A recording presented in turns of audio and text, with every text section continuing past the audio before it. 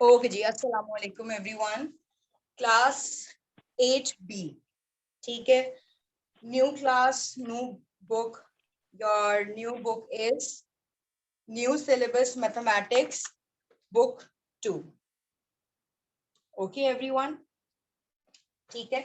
Now what we will start in this new book, we will start from chapter number 1. नहीं मिली। Okay, Noor. Okay, ji. We will start from chapter number 1, direct and inverse proportion. Okay, what is the meaning of these two words, direct and inverse? Okay, I will tell you one by one both the things ताकि आप लोगों की confusion ना हो and you can compare these two both words clearly in the past in the future. ठीक है। हम सबसे पहले क्या चीज एलेबरेट कर लेते हैं, हम लोग सबसे पहले क्या चीज इसके अंदर समझ लेते हैं, डायरेक्ट प्रोपोर्शन। ठीक है। सो सब स्क्रीन शेयर कर दे।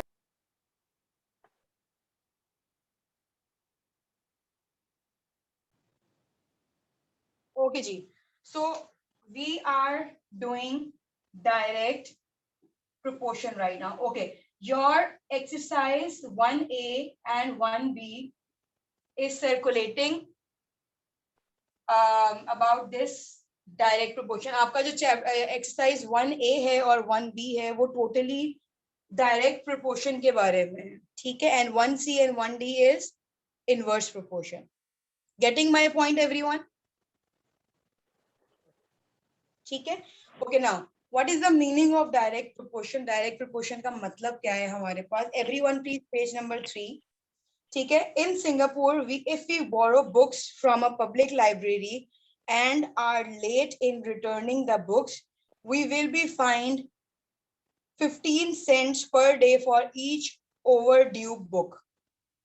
Okay, for example, इसको सुनना किस तरह से, हमारी अपनी लाइब्रेरी है, we have library in our school, so if we borrow one book from there we have to return on time, right?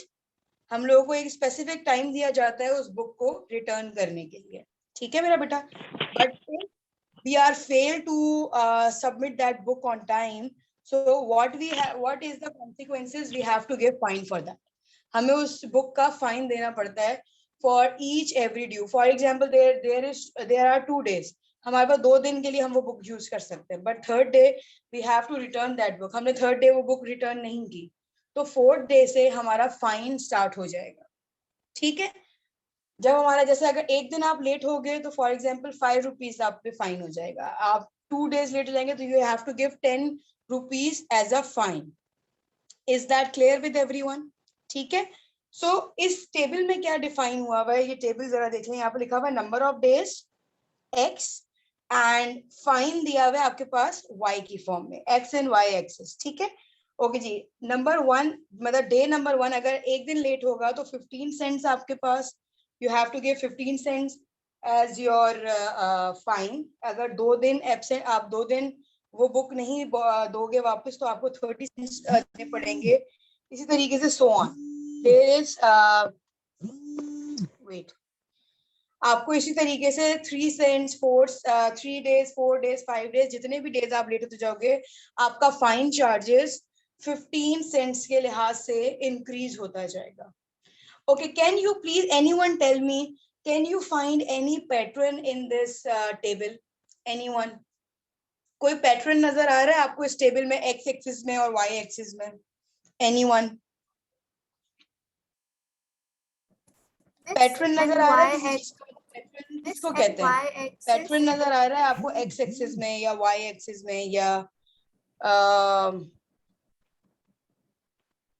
Very good, Zanan. Plus 15 is the pattern in y-axis. ठीक है, and you have to define.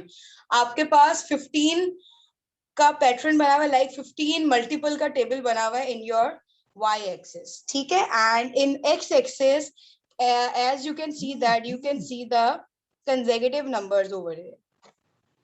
ठीक है, so 1 2 3 4 5 6 7 8 and 9 10. ठीक है, so these are the consecutive numbers. ठीक हो गया। सो हमारे पास एक्स एक्सिस में प्रॉपर नंबर है और नीचे हमारे पास 15 का मल्टीपल दिया हुआ है, ठीक है। अच्छा, मैं यहाँ पे बना रही हूँ ये टेबल ताकि आप लोगों को एक दफा फिर से मैं एक्सप्लेन कर सकूं। ओके, ठीक है। ये आ गया आपके पास नंबर ऑफ डेज और ये आ गया आपके पास फाइन, ठीक है। वन डे हम लोगों का लेट हो गया बुक वापस करना, सो वी हैव टू पे 15 cents. If we late for 2 days, we have to give 30 cents and 345, 4, 65 and so on. 5 पे आपको 75, इस पे आ गया आपके पास 90 and so on.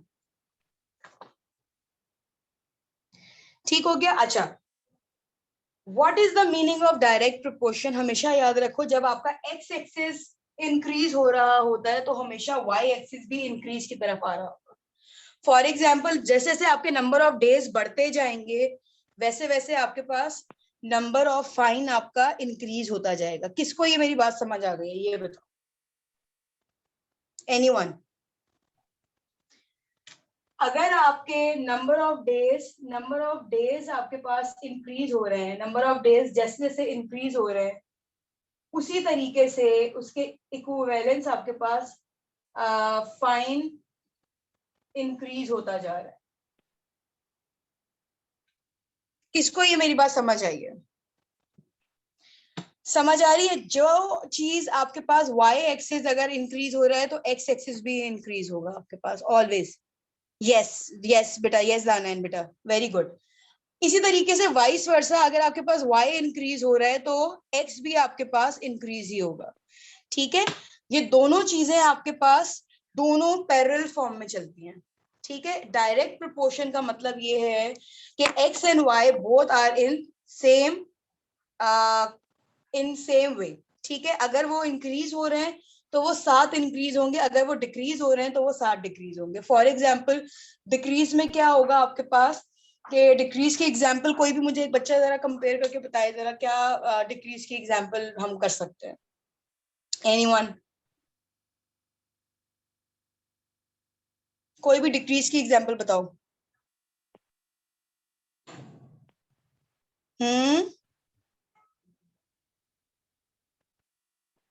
कोई भी एग्जाम्पल, कोई भी इस तरह, जैसे बुक्स का मैंने बताया कि जैसे जैसे नंबर्स, आपका नंबर ऑफ डेज बढ़ते जाएंगे इस तरह से आपका बुक के पैसे बढ़ते जाएंगे। तो कोई डिक्रीज की एग्जाम्पल है इस तरीके से? कोई भी?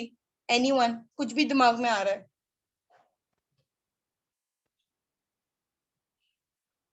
नो? हमला समझ आई बात कि नहीं आई? क्या समझ नहीं आई? Unmute yourself and tell me, hurry up.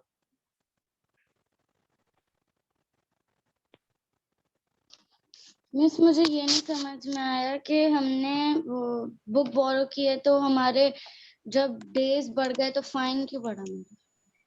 देखो मेरा बेटा, ये अब हमारे जैसे हर स्कूल में प्रैक्टिस नहीं होता। फॉर एग्जाम्पल, मैं लाइब्रेरी हूँ, ठीक है, और आपने मुझसे एक बुक बोरो की, ठीक है। मैंने आपको कहा कि 2 days तक आप ये बुक यूज कर सकती हो, लेकिन 3rd डे अगर तुमने मुझे रिटर्न ना की तो I will charge you fine. Fine का मतलब पता है क्या होता है? पैसे चार्ज करेंगे हम लोग, ठीक है। 2 दिन तक तुम फ्री ऑफ कॉस्ट यूज कर सकती हो ये बुक, लेकिन तीसरे दिन से अगर तुमने मुझे बुक वापस ना की तो तुम्हें मुझे पैसे देने पड़ेंगे। अब बात समझ आ गई? ठीक है। अब अगर तीसरे दिन को मैं पहला दिन कंसीडर करती हूँ कि पहले दिन तुम लेट हो गई बुक देने में, तो तुम्हें मुझे 15 रुपीज, चलो सेंट को छोड़ो, 15 रुपीज आपको मुझे देने पड़ेंगे, ठीक है। आप 2 दिन लेट हो गई मुझे बुक वापस करने में तो आपके 30 रुपीज बन गए। तो आप मुझे 30 रुपीज देंगे बुक के साथ कि भाई आप, क्योंकि आपने लेट कर दिया, मैंने आपको एक टाइम ड्यूरेशन दिया था, you did not follow the time duration, so the fine is increasing with the number of days. जैसे जैसे नंबर ऑफ आपका दिन, जैसे जैसे आप लेट होती जाओगी मुझे बुक वापस करने में, वैसे वैसे आपके पैसे बढ़ते जाएंगे। समझ आ रही है? तो डायरेक्ट प्रोपोर्शन का मतलब ये है आपके पास, डायरेक्ट प्रोपोर्शन का मतलब ये है कि अगर आपका जो भी, आपने इसको मैंने कंसीडर कर लिया नंबर ऑफ डेज को एक्स एक्सिस, और इसको y एक्सिस। तो अगर आपका x एक्सिस इंक्रीज होगा, मतलब हमारे नंबर ऑफ डेज इंक्रीज हो रहे हैं ना, 1 2 3 4 आगे की तरफ इंक्रीज हो रहे हैं, तो हमारे पैसे भी बढ़ते जा रहे हैं। 15 से 30 हो गए, 30 ज्यादा है ना, 15 से 30 ज्यादा इंक्रीज हो गए ना पैसे हमारे। 15 से 10 तो नहीं हुए, वो तो डिक्रीज हो जाता है। तो जैसे जैसे नंबर ऑफ, जैसे 1 और 2 डेज, तो 1 और 2 बढ़ा है हमारा, तो इसी तरीके से हमारे पास नंबर ऑफ फाइन भी इंक्रीज होता जाएगा उसके साथ। समझ आ रही है बात?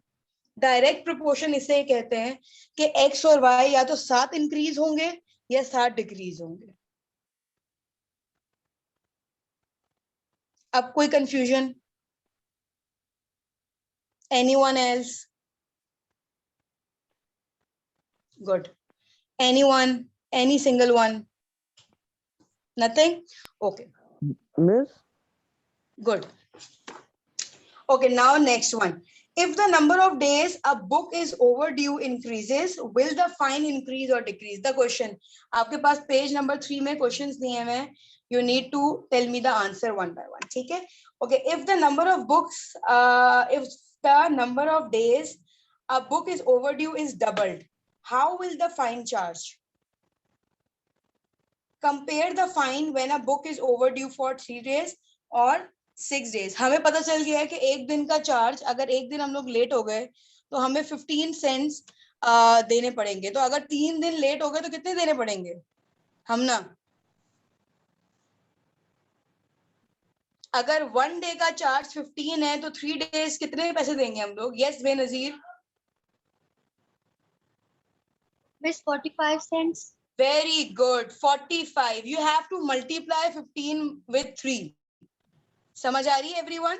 आपको मैंने एक चीज बता दी है मेरा बच्चा कि 1 day is equals to 15 cents.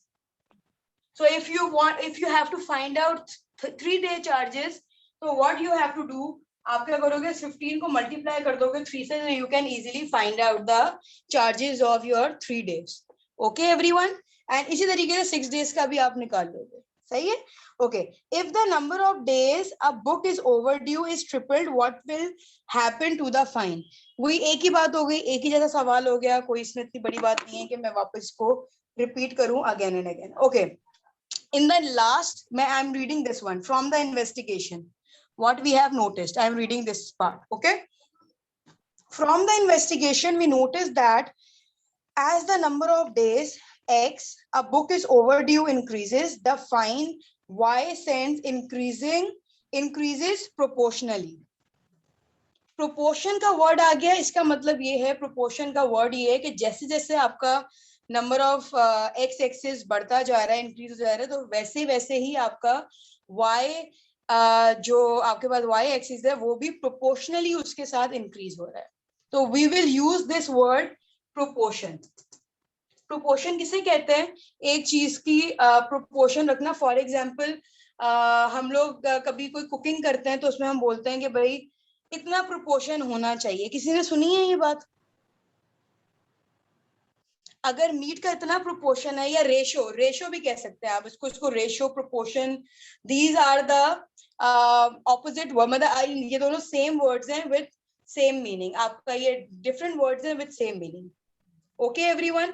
तो हमारे पास अगर रेशो या प्रोपोर्शन होता है तो हम लोग डिसाइड कर लेते हैं कि भाई अगर for example we are making cake, तो हम 1 चम्मच चीनी डालेंगे और 2 चम्मच हम लोग डालेंगे मैदा. समझ आ गई बात? So these are the proportion. So if we add 2 tablespoon of sugar, so how many we will add the tablespoon of maida? Can anyone please tell me? Miss 4. Very good. 4. 4 is the correct answer. Very good. समझ आ गई बात? तो proportion and ratio actually are both are the same. समझ आ गई बात? So ये वाली चीज है. ठीक है? अच्छा. If x is doubled, then y will be doubled. If x is tripled, then y will be tripled. अगर x डबल होगा तो y भी डबल होगा. अगर x ट्रिपल्ड वैल्यू हो जाएगी तो y की वैल्यू भी ट्रिपल्ड हो जाएगी. समझ आ रही है बात? जो काम x का हो रहा होगा वही काम सेम y का हो रहा होगा, क्योंकि दोनों डायरेक्ट प्रोपोर्शन है. डायरेक्ट प्रोपोर्शन का मतलब ही यही है, इसको आप प्लीज याद रख लो कि जो काम x एक्सिस में हो रहा है अगर वो इंक्रीज की तरफ जा रहा है तो आपका दूसरी काम भी इंक्रीज की तरफ जाएगा. फॉर एग्जाम्पल मैं इसकी छोटी सी एग्जाम्पल और देती हूँ डायरेक्ट प्रोपोर्शन की. For example are age and are height. Height भी कह लो, मतलब हाइट भी होती है जैसे हमारी एज जैसे जैसे इंक्रीज होती जाती है. फॉर एग्जाम्पल हम 1 साल के होते हैं, 2 साल के होते हैं. कुछ लोगों पे ये वेरी नहीं करता क्योंकि अल्लाह ताला की तरफ से ये चीज होती है, लेकिन मोस्ट प्रोबेबली मतलब जो नॉर्मल एक सिनेरियो है उसको देखते हुए कि for example the number of age when the number of age is increased, the number of height is also increased with that. Okay everyone, समझ आ गई ये वाली एग्जाम्पल भी? Very good. Okay, the next one is similarly as the number of days X a book is overdue decreases, the fine Y cent decreases proportionally. If X is halved, then Y will be halved. Then if X is reduced to 1/3 of its original value, then Y will be reduced to 1/3 of its original value. This relationship is known as direct proportion. We say that the fine Y cent is directly proportional to the number of days. Okay, please इस last line को pencil से underline कर लो या एक छोटा सा bracket बना लो, because this line is very important. This line is very important. Why we are using this thing आप मैं वापस से पढ़ के बता रही हूँ आपको. This relationship is known as direct proportion. We say that Y cent is directly proportional to the number of days. Can anyone please tell me why we use Y first and then X? मतलब why we say that Y cent is directly proportional to the number of days? Why? Why we are saying this? Why we will not say this thing? X number of days is directly proportional to Y cents. Anyone? Please tell me the reason behind. मतलब हमने पहले ये बोला है ना कि y directly proportion है x के. हमने ये क्यों नहीं बोला कि x डायरेक्टली प्रोपोर्शन है y के? कोई मुझे बच्चा इसका रीजन बता सकता है? यस सामिया. यस क्योंकि जब डेज बढ़ते हैं तो फाइन बढ़ता है, लेकिन जब फाइन बढ़ता है तो डेज नहीं बढ़ता है. क्या? What? Yes because when the day क्या कह रही सामिया? सॉरी. यस क्योंकि जब x इंक्रीज होता है तो हमारा y इंक्रीज होता है, लेकिन it's not possible that the fine increases first. Very good. मैं इसको आसान अल्फाजों में भी बता देती हूँ. इसको आसान अल्फाजों में बताने का मतलब ये है कि y जो है वो x पे डिपेंडेंट है. ठीक है, जैसे जैसे x इंक्रीज होता जा रहा है तो y उसके पीछे से. Very good Sana, correct answer. Very good, very good Sana, very well explained. Very good, very good. लेकिन मैं फिर भी इसको आसान अल्फाजों में इसलिए एक्सप्लेन कर रही हूँ ताकि आप लोगों को समझ आ जाए. बिकॉज y जो है वो नंबर ऑफ डेज की बेसिस पे इंक्रीज हो रहा है. जैसे जैसे अगर नंबर ऑफ डेज नहीं इंक्रीज होंगे तो नंबर ऑफ फाइन भी इंक्रीज नहीं होगा. दैट्स व्हाई y जो है वो डिपेंड, हमेशा फर्स्ट चीज वो होती है जो आपकी डिपेंडेंट होती है. तो y इज यूं आएगा आपके पास. And what is the sign of direct proportion? Y is directly proportion to X. We have to write proportion like this. Everyone please see this sign. Like this. मैं यहाँ पे भी बना देती हूँ.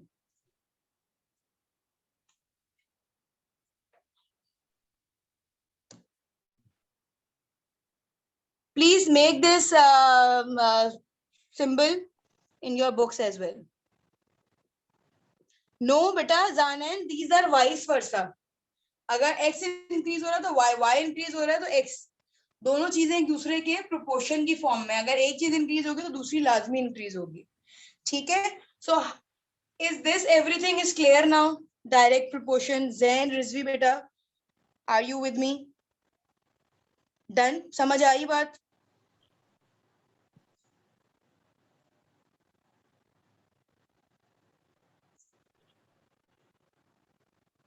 ठीक है मेरा बच्चा. अच्छा जी, ये हो गया आपका. यहां तक होने के बाद ओके, यहाँ पे होने के बाद now I will start the next thing. Please you have to remember this sign. ये साइन आपके पास आपको जरूर याद होना चाहिए जो आपके पास डायरेक्ट प्रोपोर्शन का. मैं इसके आगे भी बना देती हूँ ताकि आप लोगों को समझ आ जाए.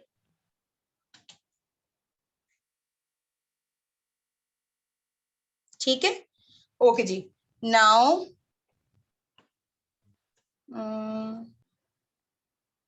Okay ji, page number 5 everyone. Now we will start from page number 5. In page number 5 you can add work example number 1 related to direct proportion. Okay, there are two things. हम लोग डायरेक्ट प्रोपोर्शन जब भी हमारे पास आता है, there are two things, हमारे पास दो चीजें आ जाती हैं. एक with the help of formula we can find out any number, और एक with the help of method. I will tell the formula first and then I will tell you the method after this. ठीक है, दोनों different चीजें हैं but दोनों ही बहुत ज्यादा आसान है. ठीक है, and with the help of both things we will find out direct proportion or we can easily do that. ठीक है मेरा बच्चा. Okay, now worked example में लिखा हुआ क्या है पहले वो देख लेते हैं. If 6 kg of biscuits cost $27, calculate the cost of 13 kg of biscuits. अगर 6 kg बिस्किट हमें $27 में मिल रहे हैं, so what is the cost of 13 kg biscuit? What is the how can we find out?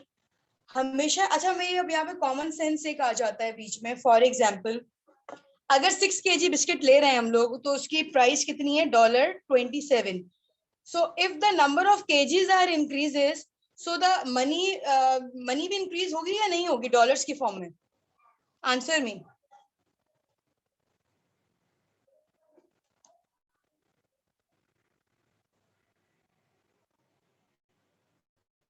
Yes, miss, the money will increase. Everyone please. Yes, miss. अच्छा, just give me 1 minute, okay everyone? 6 kg. Okay जी. So मेरा जो question ये था वो ये था कि भाई अगर 6 kg बिस्किट हमें $27 में मिल रहे हैं, so the value of जो हमारी कॉस्ट ऑफ 13 kg है वो इस $27 से इंक्रीज होगी या डिक्रीज होगी? Miss, it will increase. Very good. And what is the reason behind? Because when miss the kg is increasing, the price will also increase. very good Ramsha, very good. Because जब number of kg हमारे पास increase हो रहा है biscuits का, तो जाहिर सी बात है कि number of money भी उसी लिहाज से हमारे पास increase हो जाएगा. ठीक है, that's a very common sense. आप लोग सवाल पढ़ के पहचान जाएंगे. बिकॉज जैसे अब आप इनवर्स प्रोपोर्शन पढ़ोगे तो कहीं ना कहीं बच्चों को आके कहीं कंफ्यूजन आ जाती है बिटवीन डायरेक्ट एंड इनवर्स कि हाउ कैन वी आइडेंटिफाई कि either is this direct proportion और either this is inverse proportion. तो you have to read the question very carefully and identify और imagine in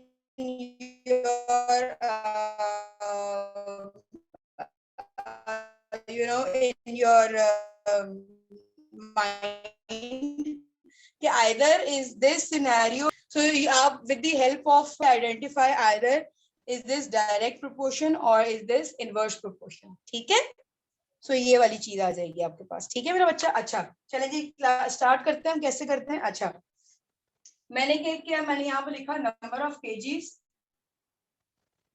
okay, word example 1. ठीक है, wait चलें जी. No, I am just telling you the example, then you have to do question number 1 in your copy. Okay everyone, you don't need to copy this one, you need to copy the question. You have to do question number 1 in your copy. Okay, number of kg. ठीक है, और यहाँ पे मैं लिख देती हूँ cost of biscuits.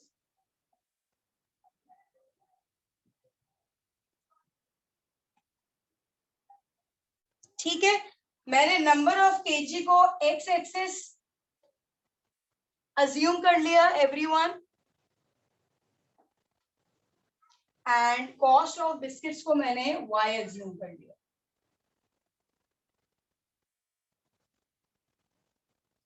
Can you see that, everyone? Wait.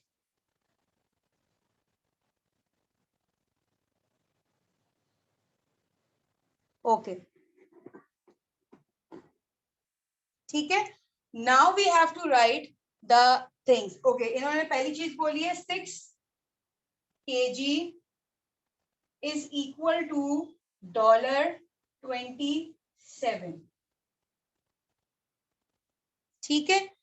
Now we have to write 13 kg. इसके kg के नीचे हमेशा kg वाली चीजें आएंगी and we have to find the cost of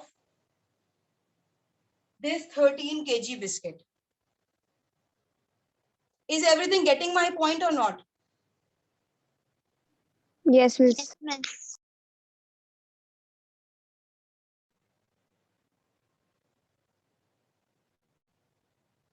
Okay.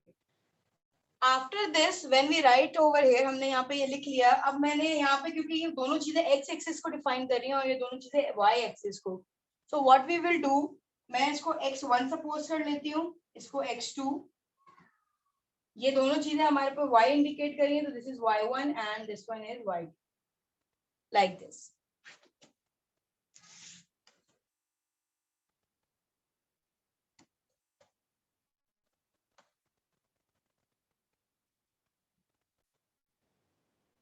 Okay, ji, after this we have to suppose okay, what is x1, x2, y1 and y2. What we have to find out in this? We have to find out y2 in this. Okay, we have to find out the value or cost of y2.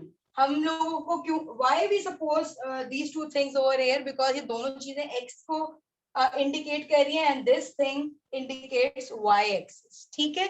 Okay, now after this, what is the formula of direct proportion? जब भी direct proportion होता है तो हम कौन सा formula use करते हैं to find out, which is very easy. वैसे तो आप इसको दो तरीकों से solve कर सकते हो, वो भी बता देती हूँ, फॉर्मूले की फॉर्म में भी बता सकती हूँ, जो कि बहुत ज्यादा इजी है हमारे पास. ठीक है, आप क्या करते हो, आप इसको क्रॉस मल्टीप्लाई करके भी कर सकते हो, लेकिन जो इसका ओरिजिनल फॉर्मूला है मैं आपको वो भी बता देती हूँ. ठीक है, अच्छा यहाँ तक कर लिया. यहाँ तक करने के बाद we will write the formula over here. Formula आपके पास पेज नंबर 4 में दिया हुआ है. Can you please see that? y1 upon x1, y1 upon x1 is equals to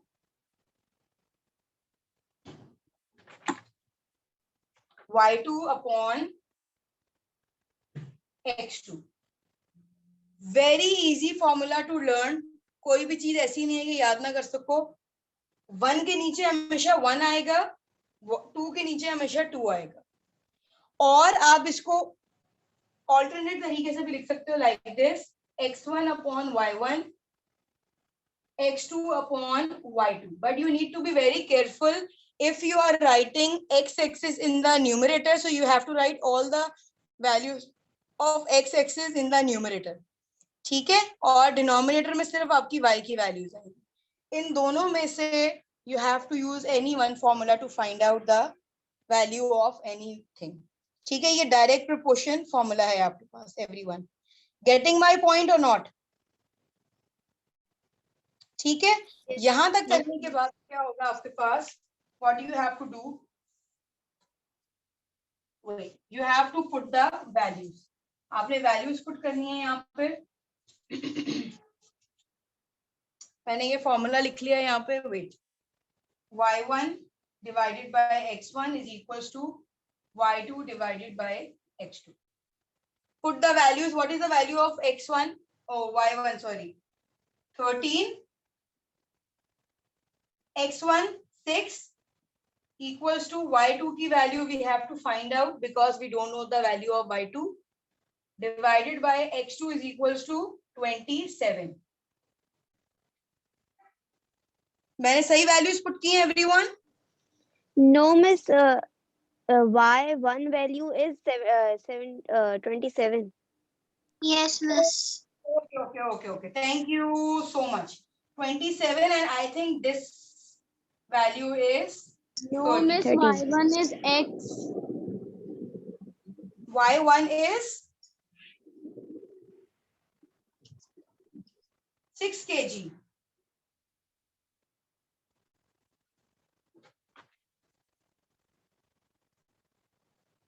Miss, X1 is 6 kg, X2 is 13 kg, ठीक है, and y1 is equal to Y1 is 27, and Y2 we have to find out. okay. तो सही किया है ना मैंने, सही, I just put the correct values, right? Yes, miss. Okay. Now what we have to do when you place the correct values, अब आपने क्या करना है, you have to do the cross multiply like this. Cross multiply कर लेंगे हम लोग. 27 multiply by 13 is equals to y2 multiply by 6 आ गया आपके पास, like this. Okay, हरी अब जल्दी से बताओ 27 multiply by 13 is equals to, hurry up. Miss 351. 51, you sure? Miss 351. 30 ji, 351. okay, 351 is the answer of 27 multiplied by 3 is equals to y2 multiplied by 6. Okay everyone, now what we have to do, हम 6 को divide में ले आएंगे like this and yeah. ठीक है, please divide this fraction, hurry up and tell me the answer. 58.5. Okay, ये आ गया आपके पास 58.5. यहाँ तक आने के बाद now what you have to do is you have to write the cost, because you are finding cost. The cost of 13 kg biscuits are $58.5.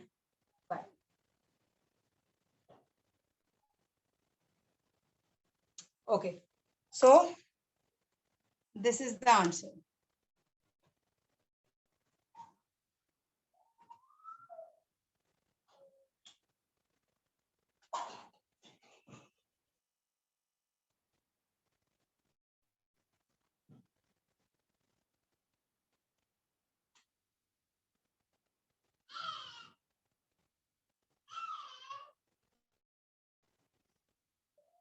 Is this easy, everyone?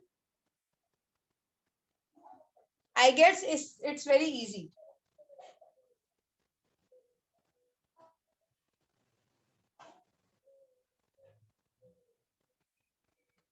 Very good. Okay ji, after this please everyone copy question number 1 from your book. Hurry up. Question number 1 everyone. Miss, how many बेटा biscuits आपने are select there? ऐसे की कि you are, मतलब आपने खुद assume किया कि मिस मेरे पास बुक नहीं wait, है. just give me 1 minute, okay? After this you have to do question number 1 of exercise 1A. It's the exactly same like this. आपके पास same to same यही चीज दी हुई है. Please everyone, please open question number 1 of 1A. Hurry up. You have to do yourself and tell me the answer of that question. ठीक है? Okay, Noman, beta, I am telling you, wait, just give me 1 minute. Yes, beta, you have to do it yourself in your register, or if you don't have any register, please do it in your rough copy. ठीक है? Or you have to do any in your page or whatever. I will just only want कि आपको आ जाए करना कि how can we do that. ठीक है मेरा बच्चा? अच्छा जी. Page number 11, everyone. Okay, Noor, just give me 1 minute, okay? Okay, basic level, everyone. Exercise 1A, question number 1. ठीक है? Okay, 108 identical books have a mass of 30 kg. ठीक है? आपके पास यहाँ पे 2 चीजें आ गई हैं. Identical books आ गई हैं. That means identical books, for example, same सारी जो 108 बुक्स हैं वो सेम साइज की होंगी, सेम उसकी होंगी, वेट की होंगी, everything is same in that identical books. Okay, कोई थिन नहीं होगा, कोई मोटी नहीं हो, मतलब सारी एक साइज की होंगी, एक तरह की होंगी। समझ आ गई बात? आइडेंटिकल बुक्स का मतलब for example all books are maths books for example. ठीक है, अच्छा, 108 identical books have a mass of 30 kg. Okay, wait, we have two things now, books and their mass. तो हम क्या करेंगे यहाँ पे? I will do that. You have to solve yourself, but I will just start the question. Yes. Wait. I found the answer. Wait, but very good. Just give me 1 minute, okay, Ramsha? Exercise 1A, question number 1. Okay, सबसे पहले तो यहाँ पे हम दो चीजें लिख लेते हैं, आइडेंटिकल बुक्स लिख लेते हैं यहाँ पे, या आइडेंटिकल नहीं भी लिख रहे हो तो you have to write books, number of books लिख लें आप यहाँ पे, नंबर ऑफ बुक्स लिख लेते हैं, वो ज्यादा कन्वीनियंट रहता है। नंबर ऑफ बुक्स, नोमान बेटा प्लीज यहाँ पे गौर से देखिएगा, because I will explain that thing कि how can we select X and Y. ठीक है, इसमें कोई इतनी बड़ी बात नहीं है। नंबर ऑफ बुक्स आ गई, नंबर ऑफ मास आ गया आपके पास, नंबर ऑफ केजी लिख लो या मास लिख लो या व्हाटएवर। ठीक है, ये आ गया आपके पास। अच्छा, यहाँ पे आ गया 108 बुक्स जो आपके पास आइडेंटिकल बुक्स थी, उनका मास क्या है आपके पास? 30 केजी। ठीक है, एंड आफ्टर दिस क्या दिया हुआ है इन्होंने? The mass of 150 such books, the mass of 150 such books, 150 books हैं आपके पास and you have to find out mass. अगर आपके पास 108 बुक्स जो है उनका मास 30 केजी है, तो अगर बुक्स 150 हो जाएंगी तो the mass of books is increase और decrease? Can anyone please tell me? Is decrease. Decrease?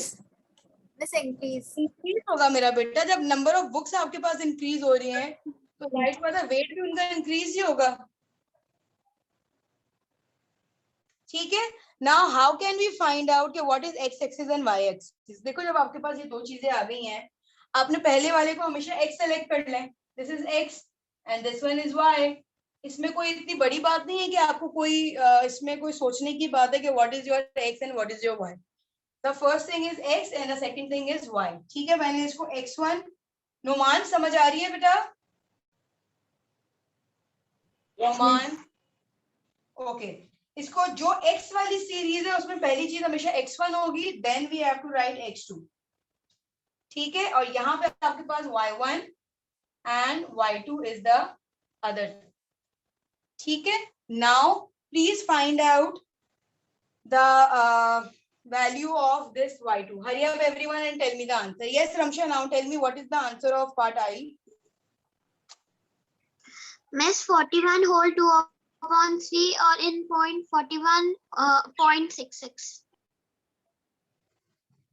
Very good. Well done. Well done, Ramsha. Miss, Yes. Miss, can I do the unitary method? Yes, you can do that, beta. Yes, you can do that. But we will follow this thing because the work is similar in all the class में सारे बच्चों का काम एक जैसा होना चाहिए. So kindly please do this one, okay? But you can use unitary method as well because both are same. The only doing of steps are a little bit different. A little bit. बिल्कुल minor difference है. That's it.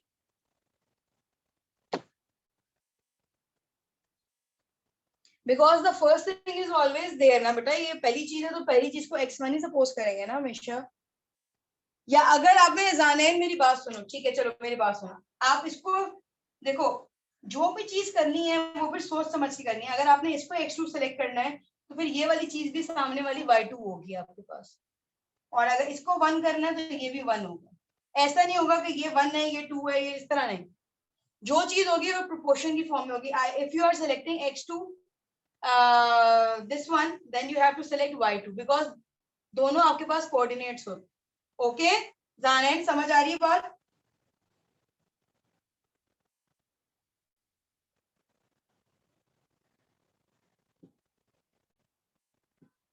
चलें, ये आ गया आपके पास. Okay, please complete part I and second of this part. Hurry up. One का भी answer निकाल लीजिए and second का भी. Hurry up.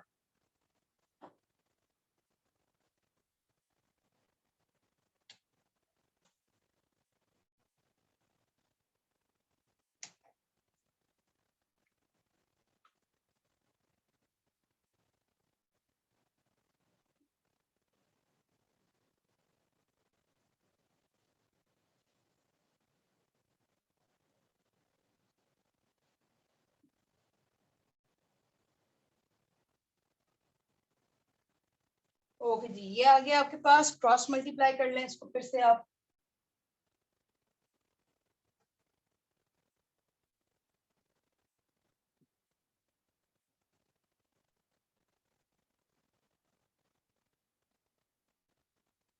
Thirty multiply by 15, what is the answer? Miss आपने वहाँ पर x1 लिखा, x2 लिखा है. कहाँ कहाँ बेटा? मिस ये 150 में.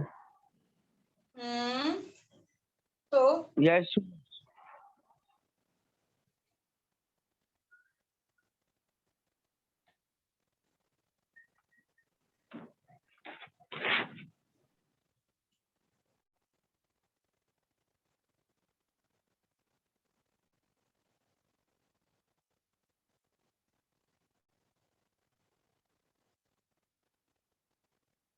What is the answer of this part? Part आई का आंसर क्या था बेटा? 41 पॉइंट 41 whole 2/3 और 41.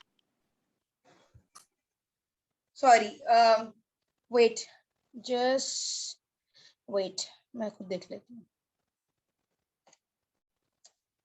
Okay, 41.6 right? Yes miss. Okay, 41.6. So your आपकी जो लाइन होगी वो क्या होगी? 41.6 kg. बल्कि एक second, 150 identical books have a mass of 41.6 kg.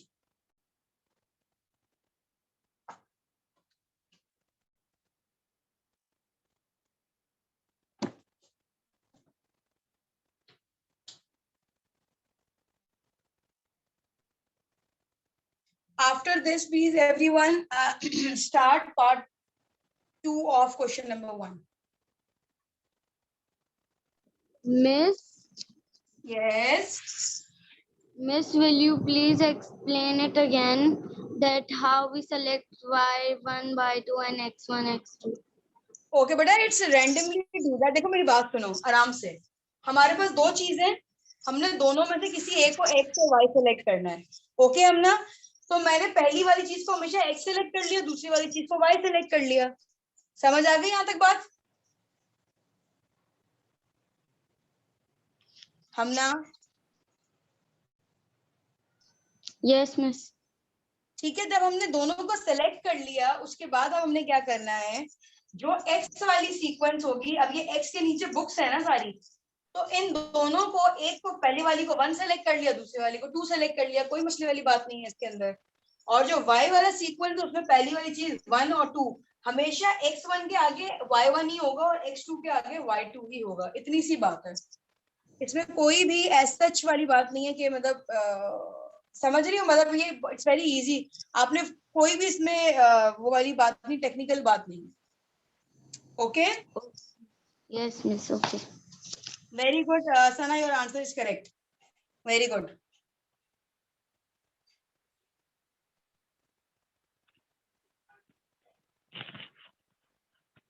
When you done with this, let me know. I will start part 2 of question number 1.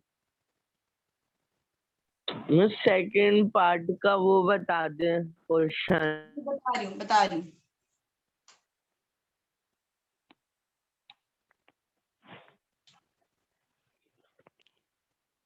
Done with this, everyone? Yes, ma'am. Yes ma'am.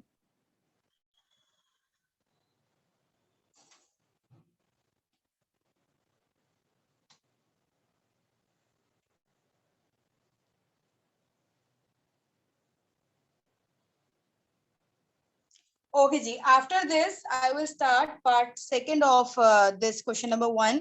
Part 2 में क्या लिखा हुआ है आपके पास? First चीज जो है वो सेम है कि आइडेंटिकल बुक्स 108 का मास जो है वो 30 है, बट इन सेकंड पार्ट इन्होंने कहा हुआ है आपके पास अगर आपके पास नंबर ऑफ बुक्स कितनी होंगी अगर मास आपके पास 20 kg होगा. Okay, what is the minor difference? पहले मैं इसको चेंज कर लूं, then I will ask you one question.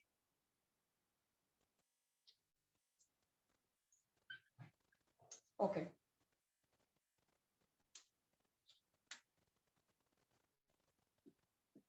Wait.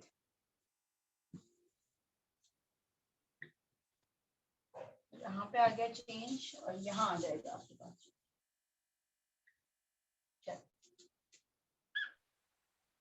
चलो ये आ गया, ठीक है.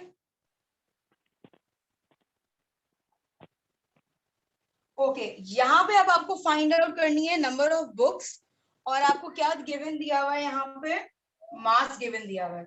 सो x2 आपके पास you don't know that because you don't know the number of books but you know the mass of those books. और y2 क्या दिया हुआ है आपके पास? 20 kg. Okay, can anyone please tell me this thing is increasing or decreasing? आप जो दो चीजें आपको दी हुई है, you have to compare both the things. If 108 is 30 kg, तो 20 kg की जो बुक्स होंगी वो उससे लेस होंगी या इंक्रीज होंगी? Miss decrease.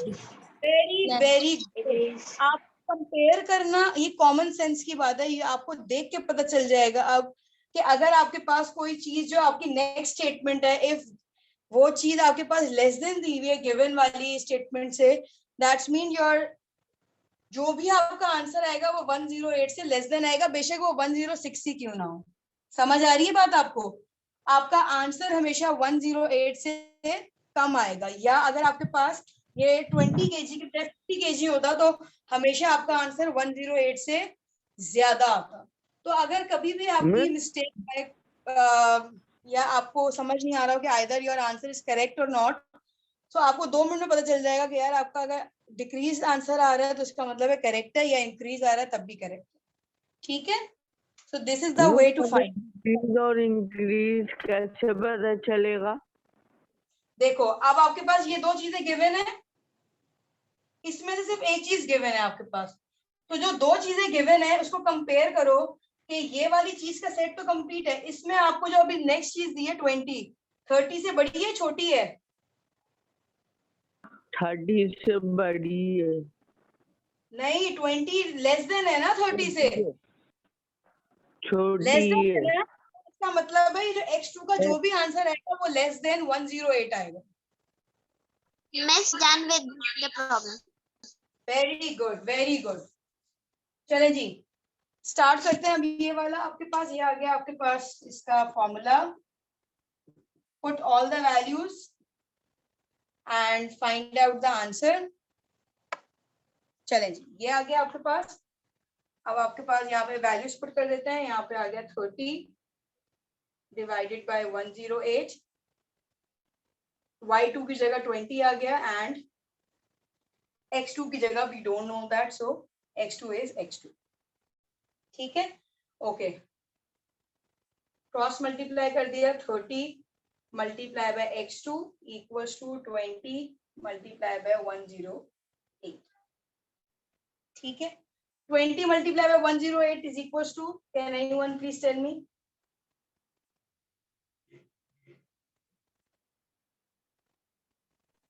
मिस हमें पहले y2 की वैल्यू लिखनी जरूरी है. नो, आप अगर x वाली वैल्यूज को न्यूमरेटर में लिख रहे हो तो x1 और x2 लिखोगे न्यूमरेटर में और डिनोमिनेटर में y1 एंड y2. यस बेटा सना. यस Miss, हम Miss, लोग 2160. मिस आपने 30 मिस आपने 30 टाइम्स x2 पहले क्यों लिखा What? है? आपने 30 टाइम्स x2 पहले क्यों लिखा है? 20 x108 पहले नहीं आया. मल्टीप्लाई हुआ ना, x आ गया. That's why. मिस 2160 आ रहा है आंसर. ठीक है ठीक है ठीक है, ये आ गया आपके पास. देन x2 2160 डिवाइडेड बाय 30, इससे कैंसिल कर दिया. Okay 72 is the answer. 72 books. So 72 answer आ गया. How can you write the statement? Okay 72 identical books have a mass of 20 kg. अब अगर आप यहाँ पे देखो तो इसका आंसर 72 आ रहा है. 72 is less than 108. That's mean our answer is totally correct, because if the weight is less than the given weight, so that's mean the identical books are also in the form of increase. आपके पास दोनों, अगर increase decrease हो रहा है तो decrease होगा, increase हो रहा है तो दोनों एक साथ इंक्रीज होंगे.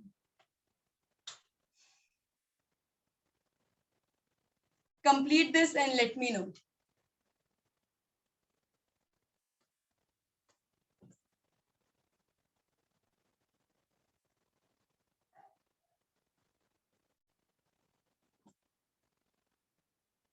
Okay ji, everyone, the time of your class is up almost. ठीक है, so we will continue this class after I guess tomorrow inshallah taala.